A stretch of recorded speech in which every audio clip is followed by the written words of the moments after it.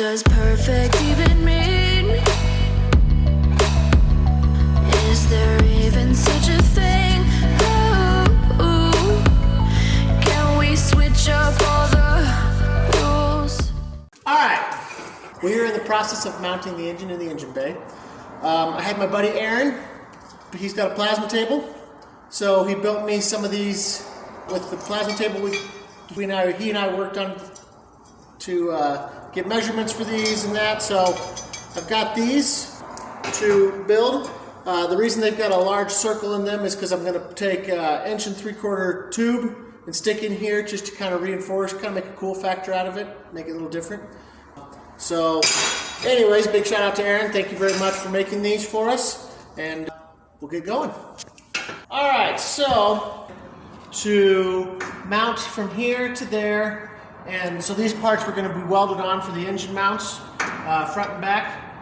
The only problem is, if you can tell, if I fully weld these in on both sides, you can't get the engine out. So I had to change up my plan. So we've basically going to scrap this at the moment. As you can see, we've still got to cut this off of this one so we can make this plate flat. And basically we've duplicated it to the frame side now. So then I'm going to have these recut, and basically they're going to sit without this piece down here. It'll be just a straight shot with a flat end so we can weld them to the plate, and they will mount something like, let's see if I can do that better, something like that. I will still have the holes in here because I'm going to put some tube through that to help reinforce it, but basically that'll be my engine mount for the driver's side. It'll get around the steering shaft just fine. Everything looks like it'll line up. We don't see any problems yet, so we'll keep working on it. On the passenger side, because of the intake and how far it's going to droop down, and I don't really know how far it's going to droop down because I don't have it yet, and I've sent off a couple emails to try to get measurements. So anyways, we're planning kind of to have to change this mount on this side just a little bit.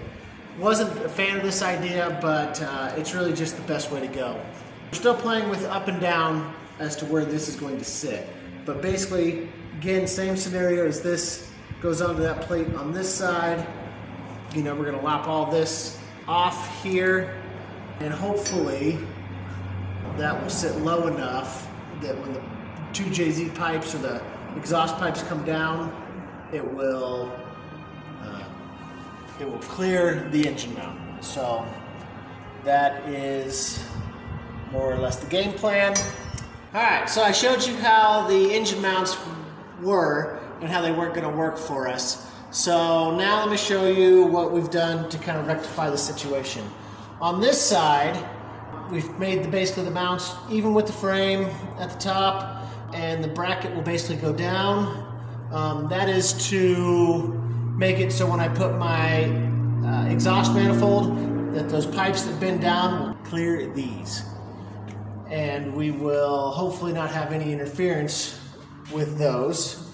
All right, so on this side you can see that we are fighting the steering column, so we could not do the same swoop that we did, or the lower, I guess it wasn't a swoop, the lower to up on this side because the steering column. So this mount has to go up over the steering column. We've got it set up so we can get good weld all the way around everything. I've got these just in here as extra support and just for a cool factor. But nonetheless, we've checked. We can get to all 6 bolts with a tool to take them on and off. And as you can tell, the long part will now be attached to the engine side as opposed to the frame side. The bushing will be on the frame side. So we'll have to just get them tacked in and kind of see how it goes. All right, so here we are. We are back in the garage on Father's Day. Happy Father's Day out there. We have got the engine mounts pretty well done.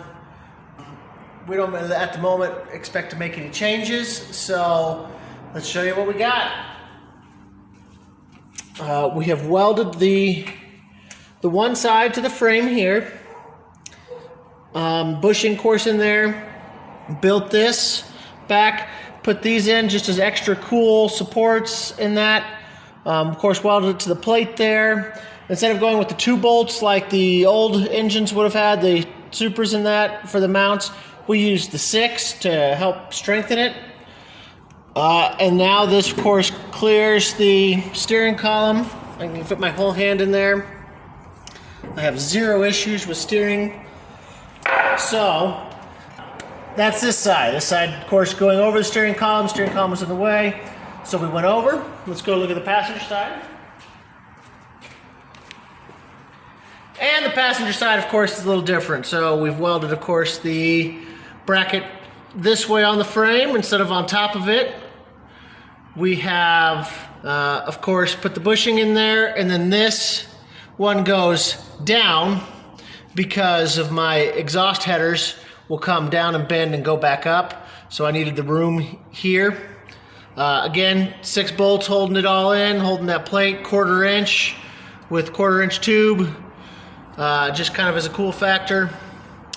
And you'll see down here at the bottom, the cross member was messing me up, which is why I didn't run a front sump where I did basically a mid sump or rear sump.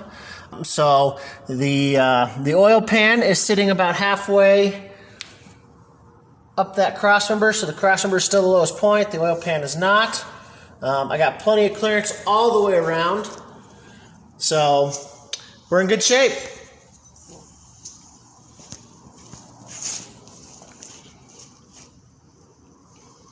Anyways, engine is sitting on its own. We got the transmission to do next. We'll see what we can do. And angle is 2.3 degrees back, which is, I was going for 3, but we can take some of that up with the transmission. 2 JZs in. And imagine a utopia.